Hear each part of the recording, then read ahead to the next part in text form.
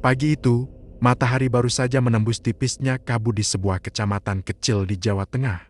Jalan raya mulai ramai oleh suara knalpot dan pedagang yang menata lapak. Di antara beberapa kios kecil yang berjejer, berdirilah sebuah kios sederhana yang papan namanya mulai pudar, stiker Bastian motor, mobil, kareng, custom. Bastian, lelaki berusia awal 30-an dengan tubuh sedang dan rambut yang kadang acak karena kurang tidur, sedang membersihkan etalase kecilnya. Setiap kali ia melihat bayangannya di kaca, ia seperti melihat beban hidup ikut memantul di sana, kelelahan, harapan, dan sedikit putus asa. Ia bukan orang yang suka banyak mengeluh, tapi hidupnya tidak pernah benar-benar mudah. Sudah 5 tahun ia menikah dengan Mila, perempuan lembut yang selalu berusaha menguatkannya. Mereka dikaruniai seorang anak perempuan berusia 4 tahun, Nea, yang menjadi sumber semangatnya. Namun, keberadaan mertua terutama ibu mertuanya sering menjadi badai dalam kehidupan rumah tangganya. Kerjanya jualan stiker terus. Apa nggak malu sama tetangga? Masa laki-laki kepala keluarga hidupnya cuma begitu? Kalimat itu sudah sering ia dengar. Kadang lewat sindiran, kadang disampaikan langsung tanpa perasaan. Padahal, Bastian bekerja keras. Ia membuka kios sejak pagi sampai hampir malam, kadang membawa pulang pesanan kareng stiker untuk dikerjakan di rumah.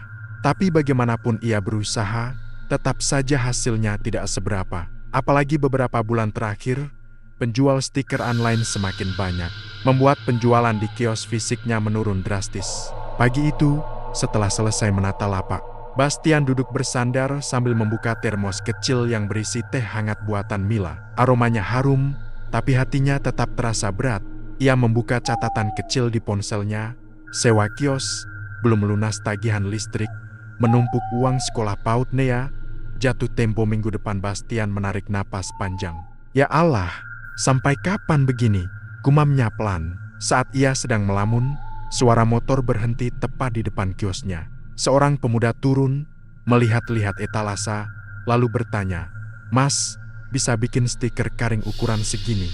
Harga berapa?" Bastian berdiri dengan sigap, berusaha tersenyum walau hatinya masih kalut. "Oh, bisa, Mas. Mau warna apa?" Satu pembeli itu cukup membuatnya sedikit lega. Namun setelah pekerjaan selesai dan pemuda itu pergi, kiosnya kembali sepi seperti biasanya. Jarum jam bergerak lambat, dan rasa bosan mulai memenuhi ruang kecil itu. Di sela kesunyian, Bastian teringat percakapan semalam dengan Mila. "Mas, kita harus gimana soal uang sekolah Nea? Kalau sampai telat lagi, pasti kita dipanggil pihak sekolah." Suara Mila bergetar, namun ia tetap berusaha tenang. Bastian hanya bisa menunduk. "Masih belum tahu, Mil, tapi Mas akan usahakan." Ia tahu jawaban itu tidak membuat siapapun tenang termasuk dirinya sendiri. Siang menjelang sore, kios masih sepi. Beberapa orang lewat hanya melirik tanpa mampir. Heningnya sore membuat pikiran Bastian melayang pada masa lalu saat ia memutuskan berhenti dari pekerjaan pabrik karena kontraknya tidak diperpanjang. Saat itu, ia mencoba membuka usaha stiker dengan harapan bisa mengatur waktu sendiri dan dekat dengan keluarga. Tetapi dunia usaha tidak seindah yang ia bayangkan. Terkadang ia bertanya, apakah keputusan itu salah? Bastian mengusap wajahnya penuh letih. Ia menatap jalanan depan kios yang semakin ramai oleh anak sekolah pulang dan lalu lalang pedagang makanan. Namun tak satu pun yang mampir.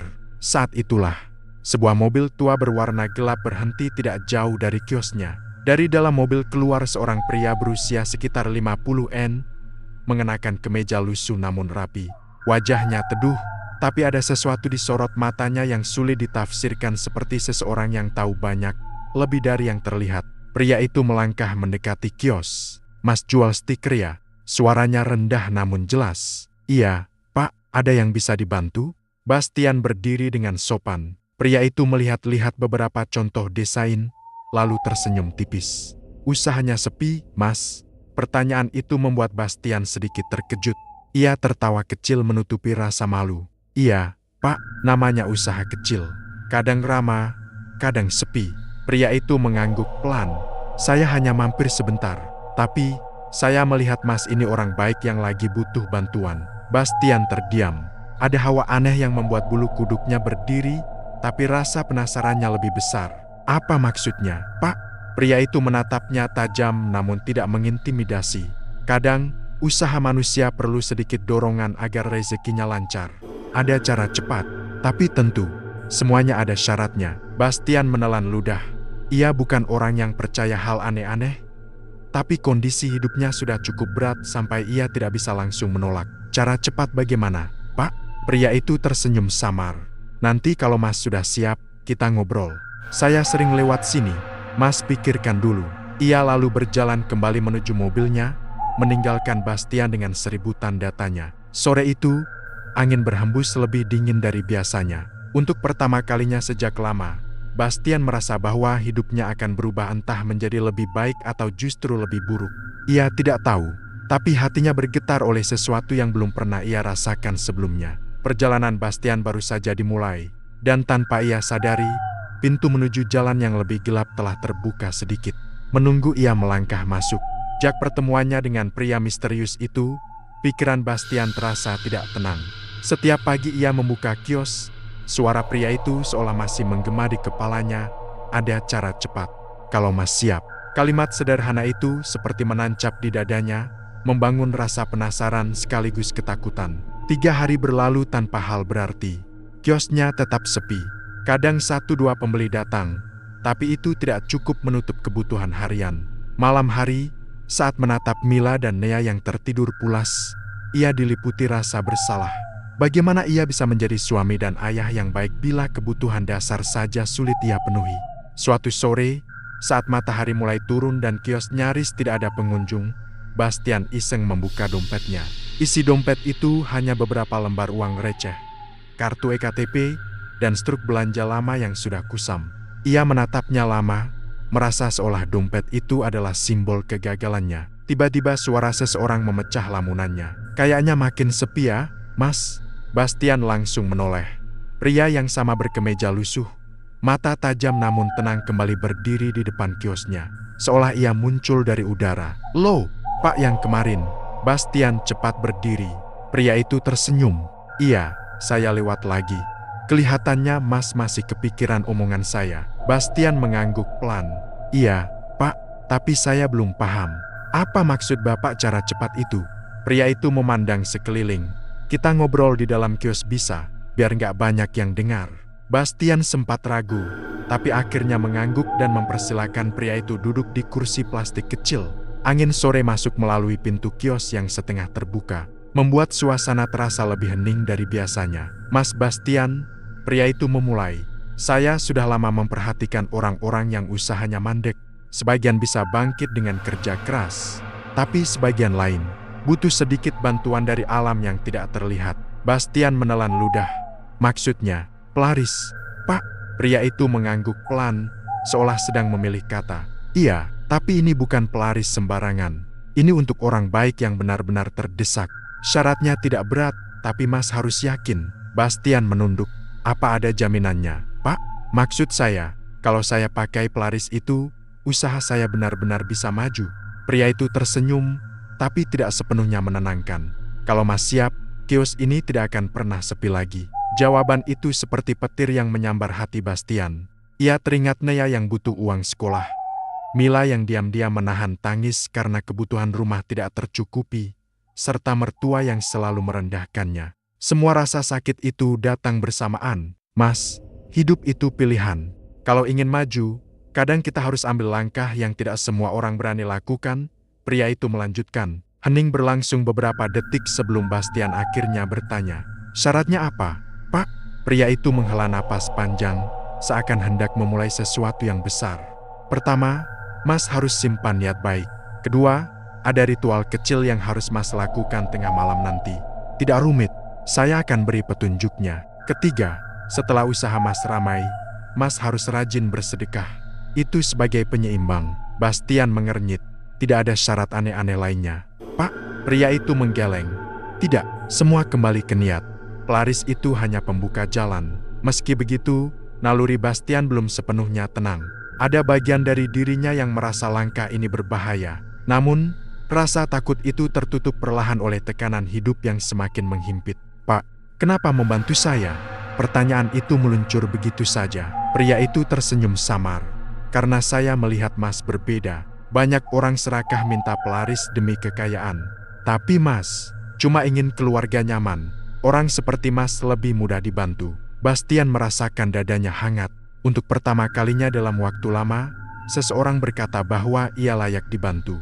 Kalau Mas sudah siap, malam nanti jam 12, saya datang. Jangan tidur dulu. Siapkan segelas air, selembar kertas kosong, dan 1 stiker polos yang Mas buat sendiri. Pria itu berdiri, merapikan kemejanya yang lusuh.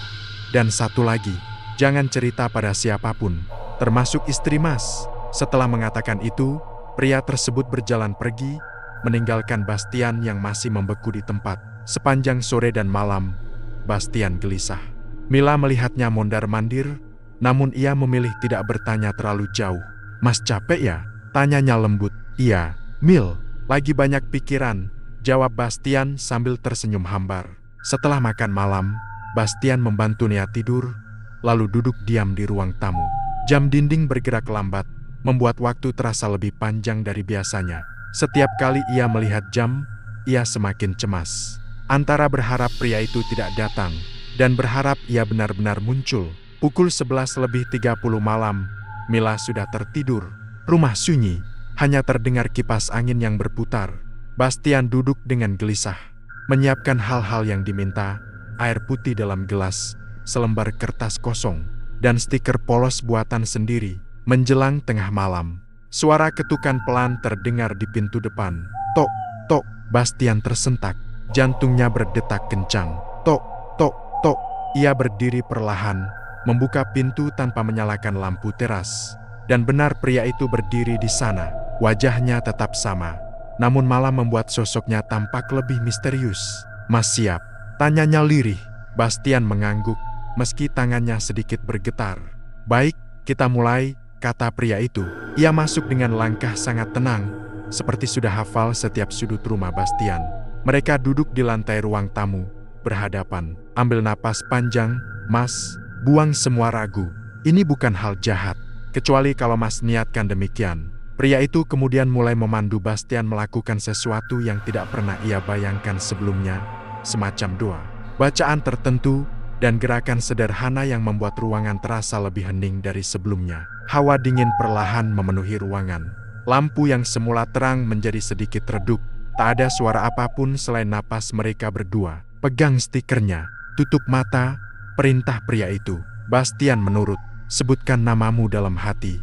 Sebutkan usaha yang ingin kamu hidupkan kembali. Bastian melakukannya dengan hati yang kini terasa semakin berat. Beberapa detik kemudian, pria itu berkata, sudah, mulai malam ini, pintu rezeki akan terbuka. Tapi ingat, semua ada balasannya. Jangan abaikan sedekah. Jangan berhenti berbuat baik. Kalau tidak, pelaris ini akan mengambil sesuatu dari hidup Mas. Bastian membuka mata dengan cepat. Apa maksudnya, Pak? Pria itu tersenyum tipis. Semua hal di dunia ini butuh keseimbangan. Tanpa menjelaskan lebih lanjut, pria itu berdiri dan bersiap pergi. Mulai besok, kios Mas akan berbeda. Tapi ingat semua pesan saya. Setelah mengatakan itu, ia menghilang ke gelapnya malam, seolah menyatu dengan bayangan. Bastian menutup pintu perlahan. Tubuhnya masih gemetar, entah oleh takut atau harapan. Ia menatap stiker polos di tangannya terasa sedikit lebih hangat dari biasanya. Dalam hati ia hanya bisa berdoa, semoga ini jalan yang benar, demi masa depan keluarga. Namun ia tidak tahu bahwa malam itu adalah awal dari perubahan besar. Dan perubahan itu tidak hanya membawa rezeki tetapi juga bayang-bayang yang perlahan mulai mengikuti langkahnya. Pagi setelah ritual itu, Bastian bangun lebih cepat dari biasanya. Matahari bahkan belum muncul, namun hatinya sudah dipenuhi rasa tidak menentu antara takut, penasaran, dan berharap. Ia menatap gelas air yang tersisa setengah, kertas kosong, dan stiker polos yang semalam digunakan dalam ritual. Tidak ada perubahan wujud apapun. Semuanya terlihat biasa saja, seolah yang terjadi semalam hanya mimpi panjang. Namun bayangan wajah pria misterius itu terus menghantui ingatannya. Cara bicara yang tenang, tatapan mata yang seakan tahu banyak, dan kalimat terakhirnya, jangan berhenti berbuat baik, atau pelaris ini akan mengambil sesuatu dari hidup Mas. Kalimat itu membuat Bastian merinding. Ia tidak tahu apakah itu ancaman, peringatan, atau hanya cara pria itu menakut-nakutinya. Tapi satu hal pasti, hari ini, ia harus membuka kios. Ia perlu membuktikan apakah semua itu nyata atau hanya sugesti belaka. Saat Bastian sampai di kiosnya, langit masih berwarna jingga muda. Udara pagi begitu segar, namun dadanya terus bergemuruh. Ia membuka rolling door pelan, lalu menyalakan lampu kios. Semua terlihat sama seperti kemarin, sederhana, sepi, dan penuh harapan. Ia duduk di kursi plastik, menunggu. Hanya menunggu. Sama seperti ratusan pagi sebelumnya. Waktu berjalan, jarum jam perlahan bergerak. Setengah jam berlalu, tidak ada siapapun. Bastian mulai menghela napas panjang. Mungkin aku terlalu berharap, gumamnya. Namun baru saja ia menunduk, suara motor berhenti di depan kios. Mas, bisa buat stiker nama klub motor nggak? Ada 10 pesanan. Bastian terkejut, tapi segera berdiri. Bisa, mas. Silakan pilih desainnya. Sang pembeli memilih, membayar uang muka, dan berjanji kembali sore nanti untuk mengambil pesanan. Belum sempat ia duduk, 2 remaja datang membawa helm dan minta dibuatkan stiker nama. 5 menit setelah mereka pergi, seorang ibu pedagang bakso lewat dan bilang, "Mas, aku pesen stiker buat gerobak ya." Tulisan bakso Pak Desamin. Bastian hampir tidak bisa menyembunyikan rasa kagetnya. Biasanya, untuk dapat 3 pelanggan dalam sehari saja sudah bagus. Tapi ini baru jam 8 pagi. Ia mencoba menenangkan diri. Mungkin hanya kebetulan. Namun kebetulan itu terus berlanjut. Menjelang siang, kiosnya tidak pernah benar-benar sepi. Setiap kali satu pembeli keluar, pembeli lain datang.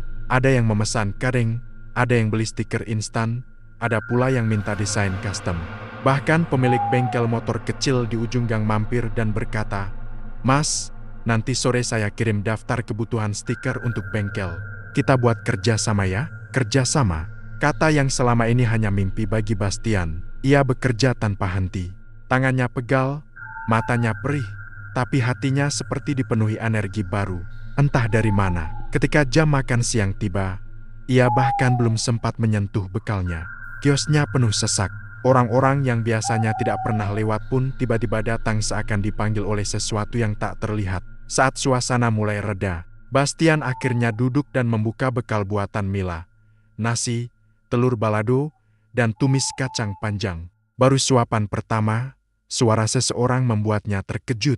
"Mas, ramai juga sekarang." Bastian menoleh. Ternyata itu tetangganya sesama pedagang, Pak Juhan, penjual aksesoris HP. Ia duduk sambil mengipas dirinya dengan karton kecil. "Padahal biasanya sepi loh, Mas. Kok hari ini beda? Ada promo ya?" Bastian hanya tersenyum canggung. "Enggak, Pak, entah kenapa ramai sendiri." Pak Juhan mengangguk. "Rezeki itu misteri, Mas. Kalau lagi dibukain jalannya, nggak ada yang bisa ngalangin." Ucapan itu membuat Bastian bergidik. Ia mengingat ritual semalam. Apa benar ini semua karena pelaris itu? Ia tidak berani menjawab pertanyaan itu bahkan dalam hatinya sendiri. Sore hari, saat ia sedang menyelesaikan pesanan klub motor, ponselnya bergetar.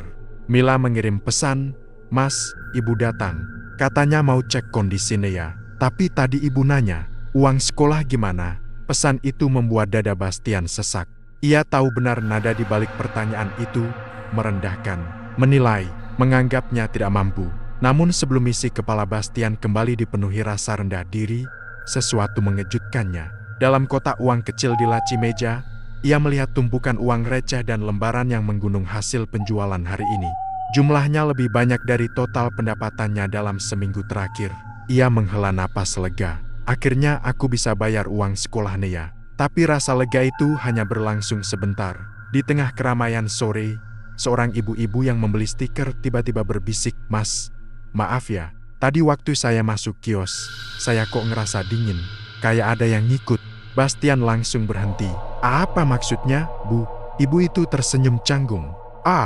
Mungkin perasaan saya aja, tapi tadi sempat merinding." Ia tertawa kecil dan pergi, namun Bastian tetap membeku. Perkataan itu seperti pukulan kecil yang mengingatkannya pada sesuatu yang ia coba lupakan, ritual semalam. Ia memandang kiosnya. Ramai, iya, tapi hawa di dalamnya. Entah kenapa memang terasa sedikit lebih dingin sejak pagi. Saat malam tiba dan kios tutup, Bastian berjalan pulang sambil membawa kantong plastik berisi bahan-bahan makanan untuk Mila. Ia ingin memberi kejutan kecil. Setelah sekian lama tidak bisa memberi lebih, hari ini ia bisa membawa pulang sesuatu yang lebih layak. Namun, di tengah perjalanan pulang, ia merasakan ada seseorang yang memerhatikannya. Ia menoleh, tapi tidak ada siapapun. Hanya jalan kampung yang sepi dan suara jangkrik. Bastian mempercepat langkah. Setiba di rumah, Mila menyambut dengan senyum penuh kelegaan. "Mas, dapat banyak ya hari ini?" Bastian mengangguk. "Alhamdulillah. Besok aku bayar uang sekolah Nea." Mila memeluknya, dan untuk sesaat, semua keresahan Bastian hilang. Namun ketika ia masuk kamar untuk berganti baju, ia kembali merasakan sesuatu. Seperti ada bayangan yang berdiri di sudut kamar, mengawasinya. Bastian tertegun, ia berkedip, dan bayangan itu hilang. "Mungkin aku terlalu lelah," pikirnya. Namun malam itu, sebelum tidur, ia mendengar suara samar dari ruang tengah. Suara benda jatuh. Ia bangun, mengecek, tapi tidak menemukan apa-apa. Hanya gelas di meja yang bergeser beberapa sentimeter dari posisi awal. Saat kembali ke kamar, tubuhnya merinding tanpa sebab. Rezekinya memang datang. Tapi seperti yang dikatakan pria itu, semua ada balasannya. Dan Bastian mulai merasakan, meski sangat samar, bahwa balasan itu mungkin sudah mulai mengikuti dari kejauhan. Pagi berikutnya, ketika ayam jantan baru 2 kali berkokok, Bastian sudah terbangun. Mata berat, tubuh pegal, dan kepalanya terasa seperti baru saja melewati malam panjang penuh mimpi aneh. Ia duduk di pinggir kasur, memijat pelipis sambil mencoba mengingat suara-suara samar yang ia dengar dini hari tadi. Langkah pelan, bisikan seperti dari balik dinding, dan suara duk kecil yang terdengar entah dari ruang tamu atau dapur.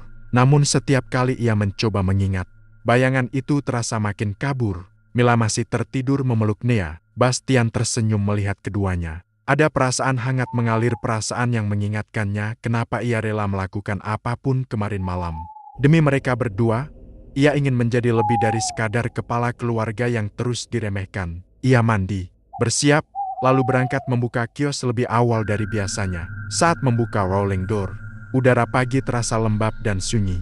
Namun entah mengapa, ada rasa tidak biasa yang menyelinap di dalam kios. Seakan-akan seseorang baru saja berdiri di sana beberapa detik lalu. Bastian berhenti sejenak, mencoba merasakan suasananya. Ini cuma sugesti. Karena kemarin pikiran terlalu penuh, gumamnya. Ia menata etalase, membersihkan meja mesin kadeng, lalu memeriksa sisa uang yang ia simpan semalam. Jumlahnya masih utuh, tidak ada hal ganjil. Namun belum 10 menit membuka kios, suara motor berhenti di depan. Seseorang turun, lalu 2 orang lain menyusul. Tidak lama kemudian sudah ada 5 orang berkumpul. Mereka menanyakan harga, memesan stiker, dan mengantre. Ramai. Lagi, kios itu seperti menjadi magnet baru bagi orang-orang. Meski heran, Bastian tidak ingin mempertanyakannya terlalu jauh. Ia bekerja sekuat tenaga. Tangannya sibuk, pikirannya terfokus pada pesanan. Hari berjalan cepat dan tanpa disadarinya, waktu sudah hampir zuhur. Namun, di tengah keramaian itu, ia mulai merasa sesuatu yang ganjil. Beberapa pelanggan mengeluh merinding. Ada yang berkata, "Mas, kiosnya adem banget ya, AC-nya bagus." Padahal, tidak ada AC di kios. Ada pula pelanggan yang menatap sudut ruangan dan berkata, "Tadi saya kira ada orang berdiri di pojokan, tapi kok hilang?" Bastian menahan napas. Mungkin bayangan, Mbak," katanya sambil tertawa kecil. Namun di balik tawanya, jantungnya berdetak kencang. Semakin banyak tanda-tanda kecil, semakin sering pula ia merasa ada sesuatu yang mengamati dari tempat-tempat gelap di kiosnya. Sesuatu yang tidak terlihat, namun sangat dekat. Siang hari, pria misterius itu datang. Tidak lewat pintu depan seperti pembeli lain, melainkan muncul dari samping kios. Seolah muncul begitu saja. "Mas Bastian," sapa pria itu dengan tenang. Bastian kaget. "Pepak, lo, dari mana?" "Ikut jalan biasa." Ia tersenyum aneh. Pria itu melangkah masuk tanpa permisi, berdiri tepat di tengah kios sambil menatap sekeliling. Matanya seperti membaca sesuatu yang tidak bisa dilihat orang biasa. "Kiosnya ramai sekali. Bagus." Bastian mencoba tersenyum. "Alhamdulillah. Saya nggak nyangka secepat ini." Pria itu mengangguk. Begitulah kalau alam halus ikut membuka jalan. Kalimat itu membuat bulu kuduk Bastian berdiri. Ia menelan ludah. "Pak, sebenarnya saya mau tanya. Ada beberapa hal aneh." Pelanggan bilang mereka merinding. Ada yang lihat bayangan. Itu pria itu mengangkat tangan, menghentikan perkataan Bastian. "Tenang, Itu wajar. Ketika suatu tempat diberi doa, pasti ada perubahan atmosfer. Mereka hanya merasakan efeknya, bukan wujudnya. Tapi, saya juga kadang merasa ada yang mengawasi. Pria itu tersenyum lebih lebar, namun ada keteduhan yang justru terasa dingin. Itu tandanya pelindung pelarisnya sudah bekerja. Jangan takut, mereka tidak mengganggu selama Mas menjalankan syaratnya. Syarat yang sedekah itu, pria itu mengangguk. Ya, sedekah akan menjadi penyeimbang. Jangan biarkan usaha ini berat hanya di satu sisi. Bastian menelan pikiran itu. Baik, Pak, saya akan rutin bersedekah. Pria itu memandangnya dalam, seolah membaca isi hatinya. Dan jangan lupa satu hal penting, Mas, jangan sombong. Jangan pura-pura lupa dari mana rezeki ini datang. Ada nada tajam dalam kalimat itu. Tidak mengancam, tapi seperti peringatan yang tak bisa dianggap enteng. Setelah itu, tanpa menjelaskan lebih jauh, pria itu pergi. Berjalan pelan, namun ketika Bastian berkedip, sosoknya sudah tidak terlihat lagi. Menjelang sore, Bastian pulang dengan membawa banyak bahan makanan. Ada ayam, sayuran, camilan untuk Nea, dan jajanan kesukaan Mila. Ia merasa menjadi ayah yang lebih baik dari kemarin. Perasaannya bangga. Ketika ia masuk rumah, Mila menatap belanjaan itu dengan mata berkaca-kaca. Mas, ini banyak sekali. Ah, ini cuma sedikit, Mil. Mas hanya ingin kita makan enak malam ini. Mila memeluknya erat. Terima kasih, Mas. Tapi kebahagiaan itu hanya berlangsung sebentar. Karena saat malam tiba, kejadian-kejadian aneh mulai muncul lagi.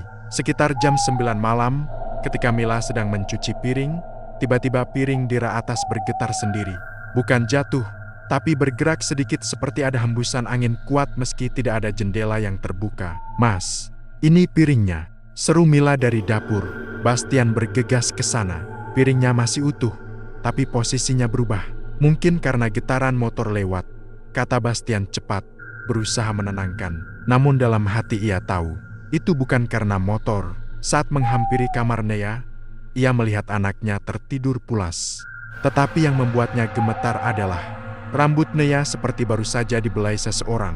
Seperti ada tangan lain yang ikut menjaga atau mengawasi. Malam semakin larut. Mila sudah tidur, namun Bastian masih terjaga. Ia duduk di ruang tamu, merenung sambil memandangi uang hasil kerja hari itu. Jumlahnya besar, sangat besar. Namun di kejauhan, dari arah dapur, ia kembali mendengar suara kecil. KRIKK, seperti pintu lemari yang bergerak, atau sesuatu yang berjalan pelan di lantai. Bastian berdiri perlahan. Di ruangan yang minim cahaya, bayangan panjang terlihat melintas. Bukan bayangannya sendiri, bukan Mila, bukan siapapun yang hidup. Bayangan itu bergerak dari satu sudut ke sudut lain, sangat perlahan, sangat halus, seolah sedang memerhatikan Bastian. Dan ketika Bastian memalingkan wajah, ia mendengar bisikan samar begitu lirih hingga hampir tidak terdengar bayarannya. Nanti, Bastian menutup mulutnya agar tidak berteriak. Dadanya berdebar keras, tangannya dingin. Ia duduk kembali, hampir tak bisa bernapas. Hari ini ia mendapatkan rezeki besar, tapi malam ini, ia tahu satu hal, tidak ada yang gratis. Dan sesuatu, entah apa itu, sepertinya sudah mulai meminta bayaran. Pagi hari itu dimulai dengan cerah, tetapi hati Bastian terasa muram. Malam sebelumnya terlalu berat untuk dianggap kebetulan. Suara lemari, bayangan samar yang melintas, dan bisikan lirih yang entah datang dari mana membuat dadanya dipenuhi rasa takut.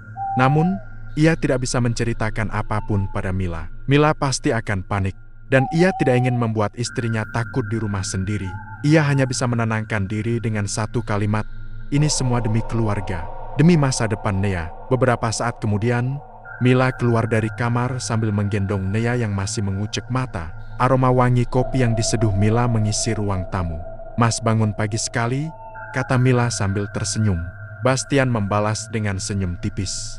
Iya, Mil, mikir dagangan. Namun sebenarnya ia tidak memikirkan dagangan.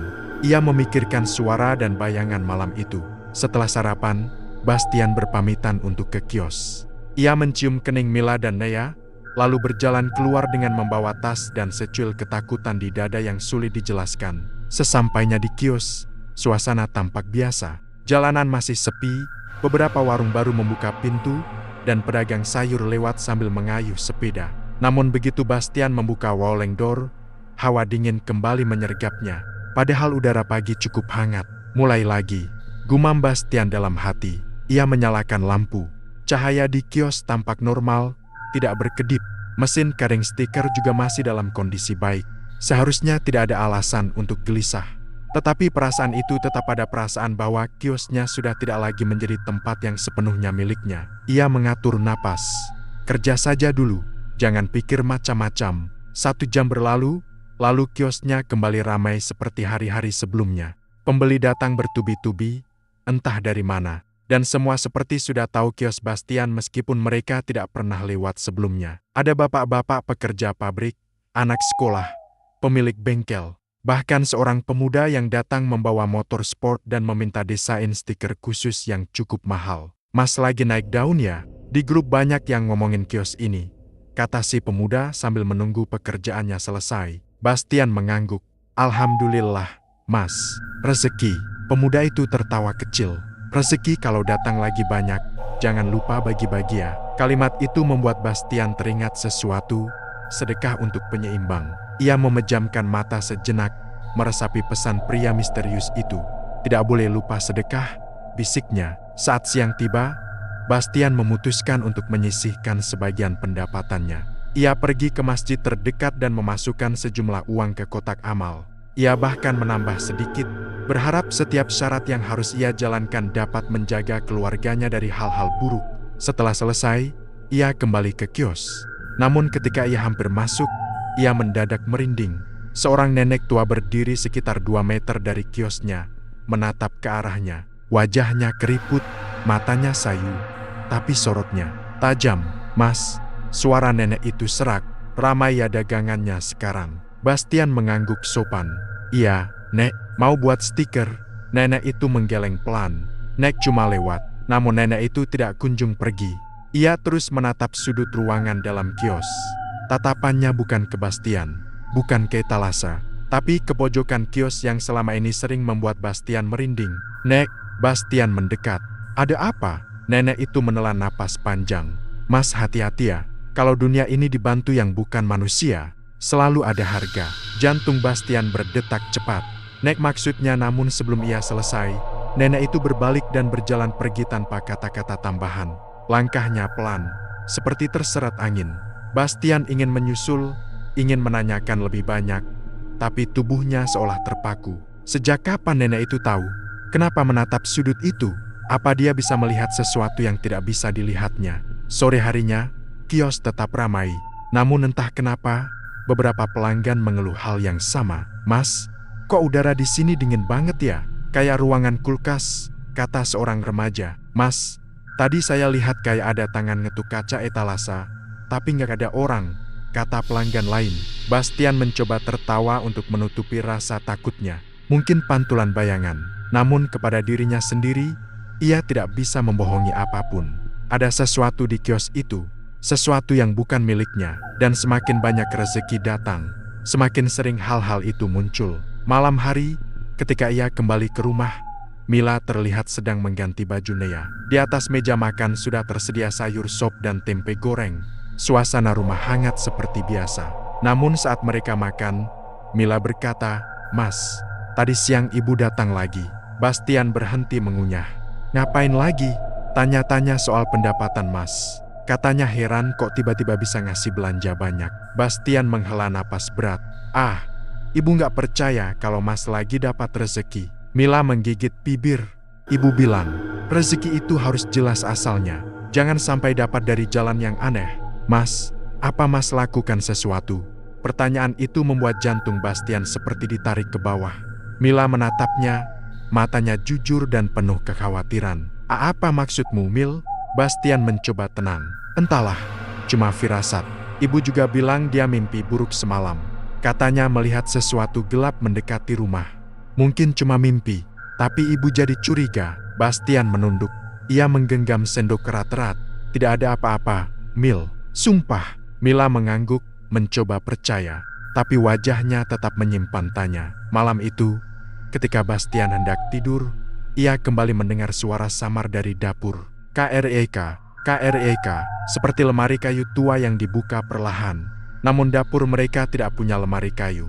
Bastian bangkit perlahan, menahan napas, dan berjalan ke arah dapur. Ketika ia menoleh ke sudut ruang makan, ada bayangan tinggi berdiri memanjang di dinding padahal tidak ada benda atau orang yang menghasilkan bayangan itu. Bayangan itu bergerak, pelan, seperti menggeser tubuhnya. Ya Allah, bisik Bastian. Ia mundur beberapa langkah, dan dari arah bayangan itu, terdengar suara lirih, jauh lebih jelas dari sebelumnya. Bayarannya belum cukup. Suara itu bukan suara manusia, tidak dalam, tidak berat, tapi bergetar seperti datang dari bawah bumi.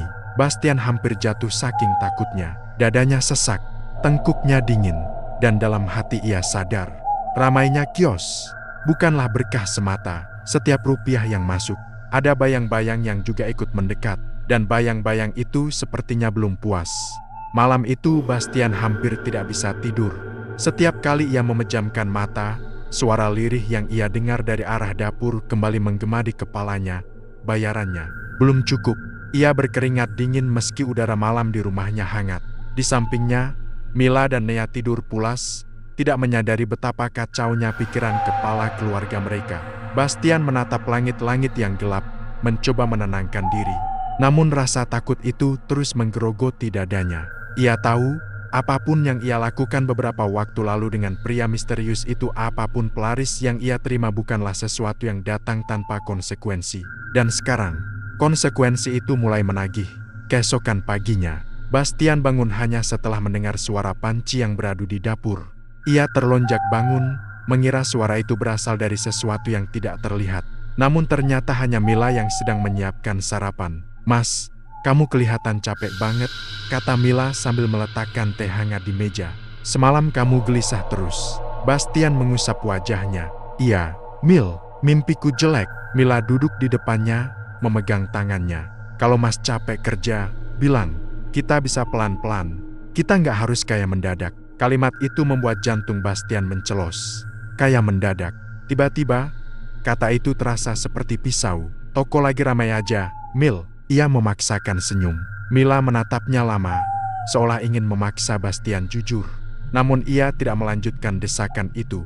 Ia hanya mengelus tangan suaminya sebelum bangkit untuk menyiapkan makanan Nea. Bastian menghela napas. Ia ingin jujur. Ia ingin mengatakan semuanya.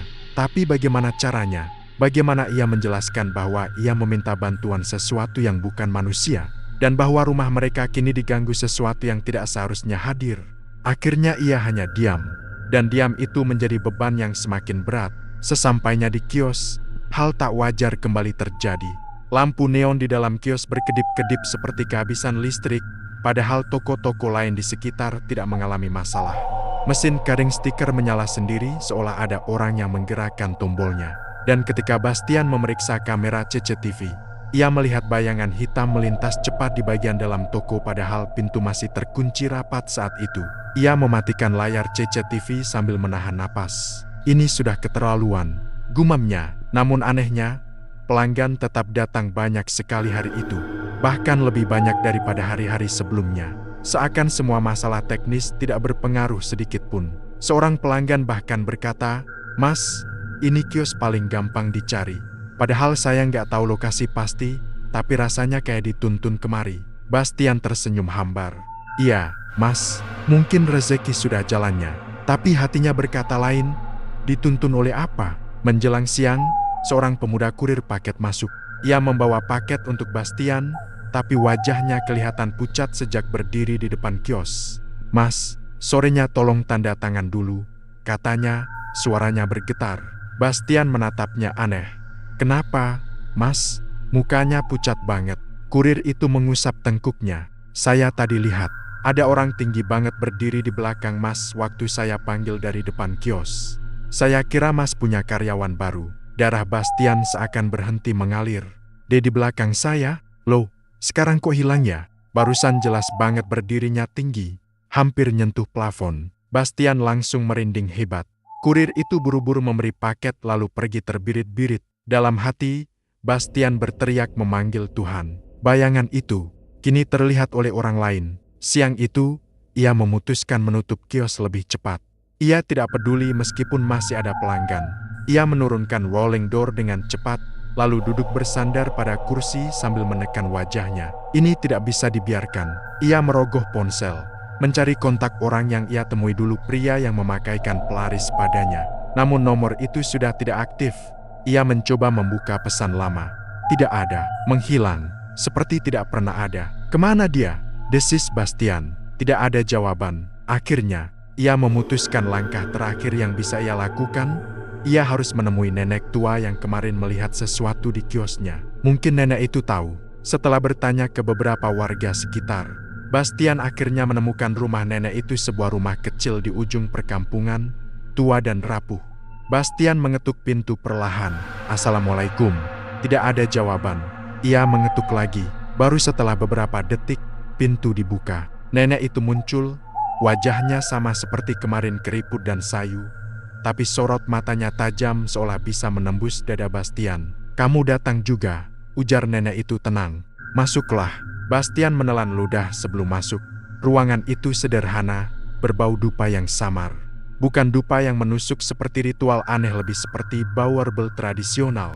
Duduk, kata nenek itu sambil menuangkan air hangat ke gelas. Bastian duduk, memegang lututnya agar tangan tidak gemetar. Nek, saya mau tanya sesuatu. Nenek itu menatapnya lama. Kamu tidak perlu tanya. Saya sudah tahu. Kening Bastian berkerut. Kamu memakai jalan cepat. Kamu diberi penarik rezeki dari makhluk gaib. Makhluk itu tidak memberi apa-apa secara cuma-cuma. Bastian menggertakkan gigi. Saya cuma mau dagang laris, Nek. Demi keluarga. Demi Mila dan Nea. Nenek itu menghela napas panjang. Itu yang selalu mereka incar. Nak, orang-orang putus asa. Mereka memberikan apa yang kamu mau, tapi mereka mengambil sesuatu yang jauh lebih besar. Ngambil apa? Suara Bastian bergetar. Nenek itu tidak langsung menjawab. Ia berdiri, kemudian mengambil seikat daun dan sebuah mangkuk air.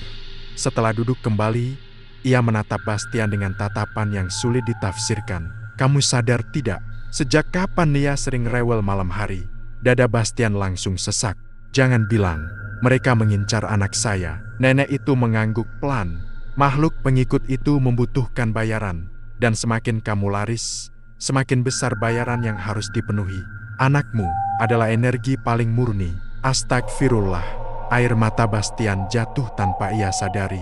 Tidak, Bastian hampir berdiri, tapi lututnya lemas. Saya tidak mau. Nenek itu menghela napas. Masih bisa diperbaiki, tapi tidak mudah. Kamu harus siap kehilangan semua kelarisan itu. Harus siap kembali dari nol. Dan harus siap menghadapi makhluk itu langsung. Bastian terdiam, tubuhnya bergetar hebat. Namun saat ia membayangkan wajah kecil Nea, semua keraguan runtuh. Apapun saya jalani, Nek, asal keluarga saya selamat. Nenek itu menatapnya lama, kemudian berkata pelan, kalau begitu, bersiaplah. Malam ini, mereka akan datang menagih. Dan malam itu akan menjadi awal dari mimpi buruk yang lebih besar daripada apapun yang sudah ia alami. Malam itu, udara di rumah Bastian terasa jauh lebih dingin dari biasanya. Padahal tidak ada hujan, tidak ada angin yang masuk, dan semua jendela sudah tertutup rapat. Namun hawa dingin itu merayap dari lantai, seperti kabut tipis yang tak terlihat tapi bisa dirasakan merembes ke tulang. Bastian duduk di ruang tengah, menatap jam dinding yang berdetak pelan. Setiap detik terasa lambat dan memekakan. Nenek itu bilang, malam ini mereka datang menagih. Dan dari semua ketakutan yang pernah ia alami, malam ini adalah yang paling berat. Mila sudah ia minta tidur lebih awal. Ia tidak bisa membiarkan istrinya melihat apapun yang akan terjadi. Ia memeluk Nea lebih lama dari biasanya sebelum menitipkannya pada Mila di kamar. Ia bahkan sempat menangis sebentar tanpa suara, sesuatu yang bahkan ia tidak ingat kapan terakhir kali ia lakukan. Ketika jam menunjukkan pukul 0, rumah tiba-tiba bergetar halus. Seperti ada truk besar lewat persis di depan rumah. Padahal jalanan sepi. Bastian berdiri spontan, jantungnya berdentum keras. Ya Allah, sudah mulai. Lampu di ruang tamu padam dan menyala bergantian. Televisi yang tadinya mati mendadak hidup sendiri menampilkan layar bersemut. Angin dingin meniup pintu kamar sedikit terbuka, dan Bastian buru-buru menahannya agar tidak bergerak. Tidak malam ini, tidak di depan anakku, bisiknya. Namun saat ia memegang gagang pintu, telapak tangannya terasa seperti menyentuh es. Tiba-tiba, dari arah dapur terdengar suara gelas jatuh. Plak, Bastian mendongak. Nafasnya tercekat. Kemudian suara langkah kaki. Tok, tok, tok. Suara itu lambat, berat, dan tidak wajar. Seperti langkah kaki makhluk yang ukurannya jauh lebih besar dari manusia. Bastian memundurkan diri ke tengah ruang tamu. Tangannya gemetar namun ia paksakan bertahan. Tolong, jangan ambil apapun dari rumah ini. Tidak ada jawaban, hanya suara langkah yang semakin mendekat. Tok, tok, tok. Lampu kembali berkedip, kali ini lebih cepat. Suara dari televisi berubah menjadi dengung rendah yang membuat telinga Bastian sakit. Lalu perlahan, sesuatu muncul di ambang pintu dapur. Bayangan hitam besar, tinggi hampir menyentuh langit-langit. Tidak berbentuk jelas, seolah kabut pekat yang menggumpal. Tapi memiliki 2 titik merah jauh di dalam gelapnya bersinar lemah. Namun cukup untuk membuat lutut Bastian bergetar. Makhluk itu tidak berjalan, melainkan seperti mengalir, merayap dan menembus cahaya. Seolah cahaya sendiri takut bersentuhan dengannya. Saat makhluk itu memasuki ruang tamu, udara menjadi semakin dingin. Napas Bastian terlihat seperti asap. Jantungnya berdebar sekeras genderang perang. Makhluk itu berhenti di depan Bastian. Tidak ada jarak lebih dari 3 meter di antara mereka. Kenapa? Kau, panggil aku. Kalau akhirnya kau takut. Suara itu datang dari segala arah. Bergetar, tidak seperti suara manusia. Bastian menelan ludah. Aku cuma ingin daganganku laris. Aku cuma ingin membantu keluargaku. Dan, kau sudah dapat. Jawabnya, sekarang. Bayarannya. Bastian memejamkan mata, air mata jatuh tanpa bisa ia tahan. Aku tidak mau bayar dengan anakku. Ambil apapun dariku, tapi bukan keluargaku. Makhluk itu bergerak maju sedikit. Suara kain Mila di kamar terdengar bergerak, mungkin karena ia gelisah dalam tidur. Bastian refleks berdiri di depan pintu kamar seperti seorang penjaga. Titik merah pada bayangan itu berkedip. Bukan hanya anakmu. Bastian tersentak. Apa maksudmu? Energi, keluarga, semua yang mencintaimu. Cukup untuk menjagaku. Suara itu menjadi lebih berat, lebih jelas. Bastian merinding. Tidak, aku tidak akan biarkan. Makhluk itu bergeming, seperti patung yang terbuat dari asap, namun membawa tekanan lebih berat dari apapun yang pernah Bastian rasakan. Dulu, kau memanggilku. Dengan sukarela, nikmat yang kau terima, sudah banyak. Sekarang, giliranmu, memberi. Lampu seluruh rumah padam. Suara bayi menangis. Nea, Bastian langsung berlari ke kamar secepat yang ia bisa. Ia menabrak pintu, masuk ke kamar, dan menemukan Nea menangis kencang dalam gendongan Mila yang tersentak bangun dengan mata bingung. Mas, apa yang terjadi? Suara apa itu? Kenapa lampunya mati semua? Mila ketakutan, tapi Bastian tidak sempat menjelaskan apapun. Makhluk itu kini berdiri di ambang pintu kamar, lebih tinggi, lebih pekat, lebih gelap. Mila menjerit kecil. Mas apa itu? Mundur! Teriak Bastian sambil memeluk Mila dan Nea. Bayangan itu bergerak, mengulur seperti kabut yang hendak menyelimuti mereka. Berikan, berikan yang menjadi hakku. Mila menangis sambil memeluk Nea yang meraung ketakutan. Bastian menahan tubuhnya sendiri agar tidak mundur meski ketakutan menggerogoti seluruh nyalinya. Tidak, teriaknya. Aku cabut semuanya. Aku cabut semua perjanjian. Aku tidak mau rezeki dari jalan itu lagi. Bayangan itu berhenti, hening, tidak bergerak. Lalu suara itu bergema lagi, jauh lebih keras, membuat kaca jendela bergetar. Kalau kau putus, rezekimu akan habis. Tidak apa-apa, Bastian menjerit sampai suaranya pecah. Asal keluargaku selamat, ambil semua yang kau mau dari aku. Tapi jangan sentuh mereka. Bayangan itu menggeliat, suara dengung di rumah menjadi semakin tinggi. Lampu menyala mati seolah hendak pecah. Aku tidak terima. Perjanjian diputus. Bastian memeluk Mila dan Nea erat. Lalu tiba-tiba, kairaka, seperti listrik rumah korslet.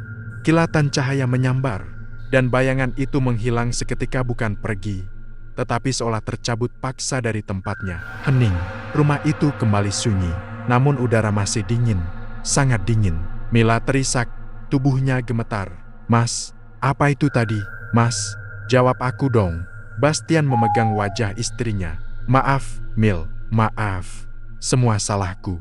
Ia menangis di pelukan Mila sambil mengusap kepala Nea yang akhirnya berhenti menangis. Namun jauh di dalam rumah yang kini kembali gelap, Bastian merasa satu hal, pertarungannya Belum selesai, makhluk itu mungkin tidak muncul lagi untuk sementara. Tapi ia pergi dalam keadaan marah.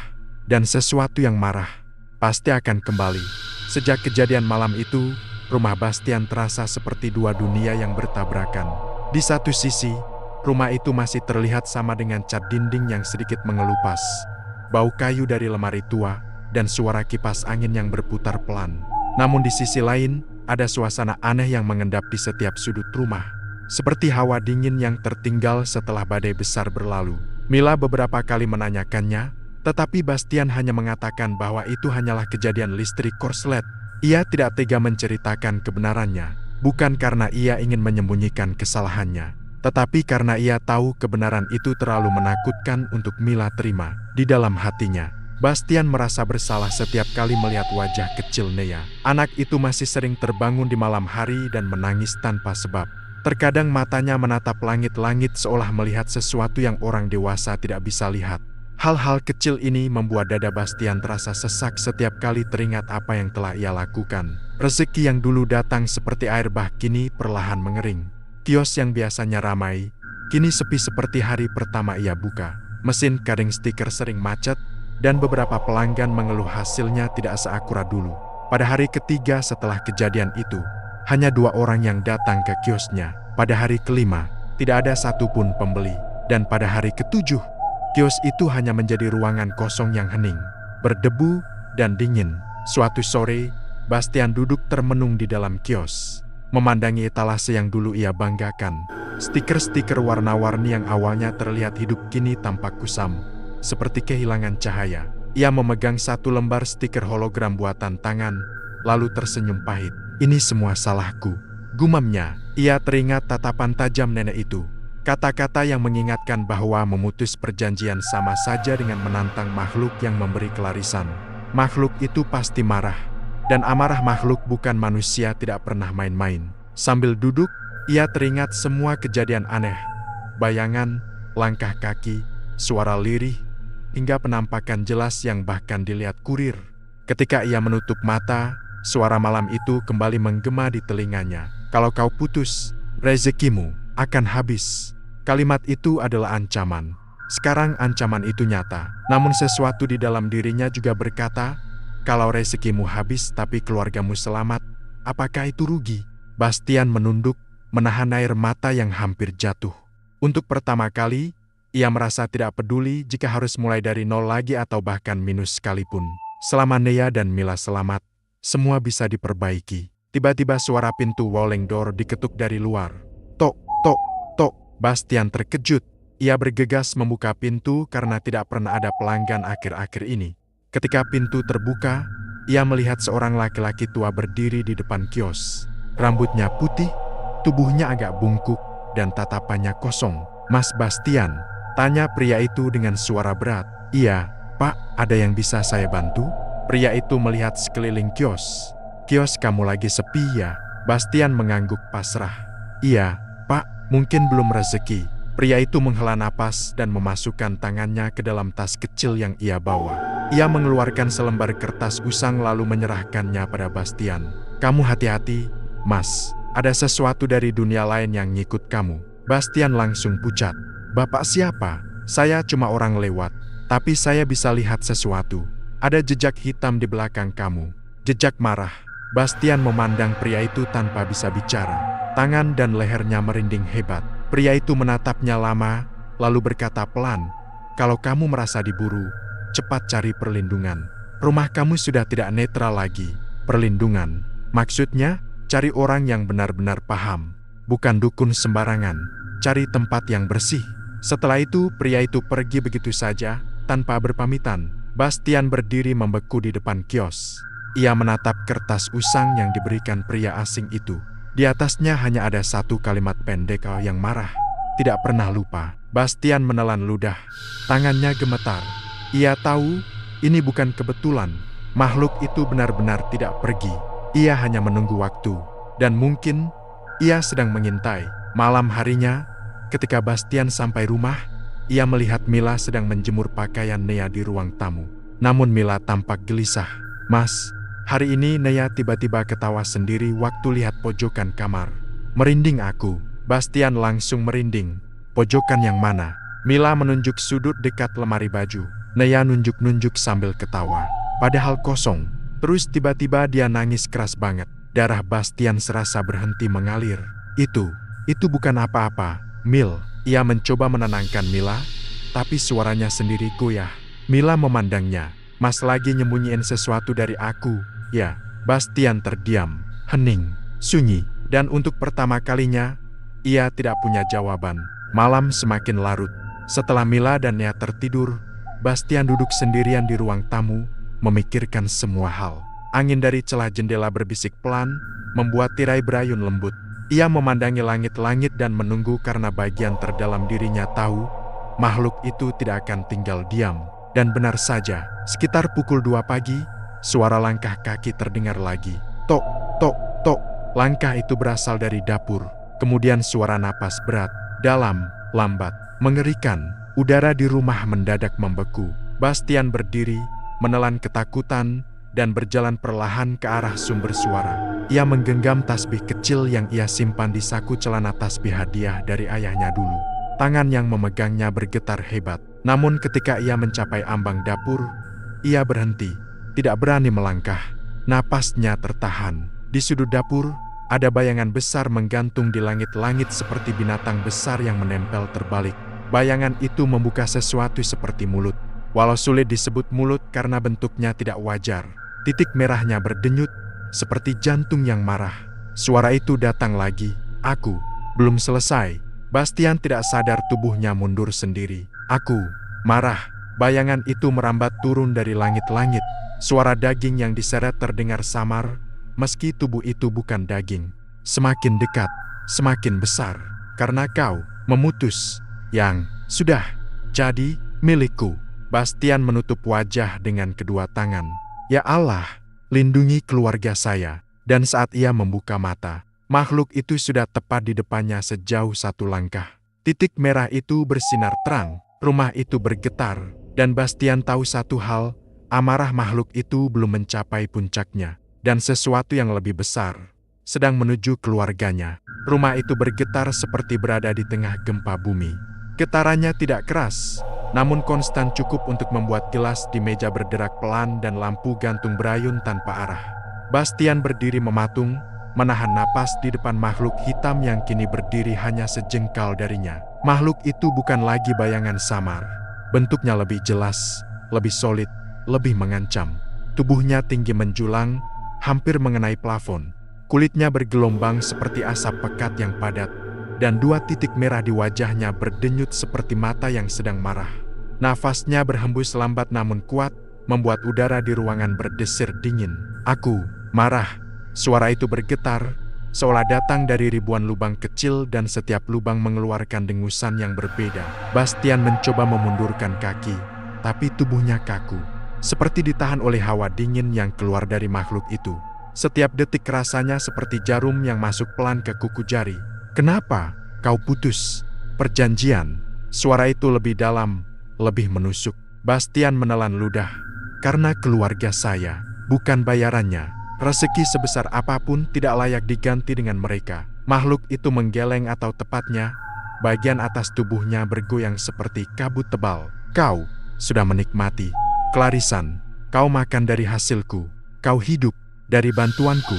Sekarang, beri aku. Aku sudah bilang, suara Bastian pecah, ambil semuanya dariku, tapi jangan keluargaku. Aku rela miskin, rela mulai dari nol, tapi jangan sentuh mereka. Makhluk itu mendekat perlahan. Udara di depan wajah Bastian menjadi lebih dingin dari ruang freezer. 2 titik merah itu seperti menyala tepat di depan matanya. Tidak cukup. Kalimat itu membuat seluruh tubuh Bastian gemetar. Tidak cukup. Suaranya tercekat. Apalagi yang kau mau? Makhluk itu tidak menjawab. Ia hanya menatap, atau setidaknya memberi sensasi sedang menatap. Kemudian perlahan, ia menggeser tubuh bergerak menuju kamar Mila dan Nea. Berhenti. Bastian langsung berdiri menghadang. Makhluk itu berhenti. Ruangan menjadi senyap seperti kuburan. Aku bilang berhenti. Jangan ambil mereka. Untuk pertama kalinya, suara Bastian tidak bergetar. Kalimat itu keluar dari tekad yang benar-benar bulat. Sebuah tekad yang lahir dari keadaan terpojok antara kehilangan dunia dan kehilangan keluarga. Makhluk itu menunduk sedikit, seolah memperhatikan manusia yang berdiri melawan. Lalu ia berkata, "Kalau begitu, kau ganti dengan dirimu." Bastian terpaku. "Saya, jiwa, untuk jiwa, energi, untuk energi, kau, atau keluargamu." Kata-kata itu menggema seperti mantra maut. Bastian merasakan dadanya bergetar. Nafasnya tersengal. Dalam sekejap, semua kesalahan yang pernah ia lakukan seperti berbaris di depan matanya. Kejamnya mertua, rasa rendah diri selama bertahun-tahun, kebodohannya mencari jalan cepat, dan ketakutannya kehilangan cinta dari keluarga kecilnya. Ia memejamkan mata, dan dalam gelap, ia melihat wajah Mila, lalu wajah kecil Nea. Semua rasa takut hilang. Yang tersisa hanya satu, keputusan. Ia membuka mata. "Ambil saya." Makhluk itu terdiam. Bastian mengulanginya lebih tegas. "Ambil saya. Lepaskan keluarga saya malam ini juga, untuk selamanya." Makhluk itu bergerak mendekat, sangat dekat hingga udara sekeliling bergetar. "Kau yakin, manusia?" Bastian mengangguk. "Ya," hening. Lalu tiba-tiba sesuatu terjadi. Makhluk itu mengangkat tangan atau sesuatu yang menyerupai tangan. Kabut hitam pekat itu bergerak, memanjang, lalu menembus dada Bastian. Namun bukan rasa sakit yang ia rasakan, melainkan rasa dingin luar biasa. Dingin yang menusuk dari dalam tulang, seolah tubuhnya direnggut oleh angin dingin dari dunia lain. Nafasnya tercekat, lututnya gemetar, penglihatannya mulai buram. "Aku terima." Suara makhluk itu berubah lebih berat, tapi ada syarat. Bastian hampir pingsan. "Syarat? Setelah ini, hidupmu tidak akan sama.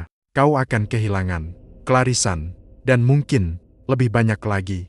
Namun keluargamu aman." Bastian tersenyum kecil walau tubuhnya melemah.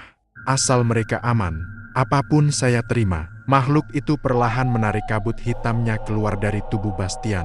Di detik itu, Bastian jatuh berlutut, hampir pingsan. Napasnya tersengal, keringat dingin membasahi wajahnya. Bayangan itu bergerak ke pintu. Tubuhnya mulai kabur seperti asap yang ditiup angin. Namun sebelum menghilang, makhluk itu berkata, "Kau, manusia yang bodoh, tapi berani. Aku pergi, dan aku tidak kembali jika kau tidak memanggilku lagi." Lalu, dengan suara seperti angin besar lewat, makhluk itu menghilang. Rumah kembali hening, teramat hening. Pagi harinya, sinar mentari menyusup melalui celah jendela kamar. Mila bangun melihat Bastian tidur di lantai ruang tamu dengan posisi meringkuk seperti orang kelelahan berat. "Mas, kenapa tidur di sini?" Mila menepuk pundaknya pelan. Bastian membuka mata perlahan. Kepalanya sakit seperti dipukul.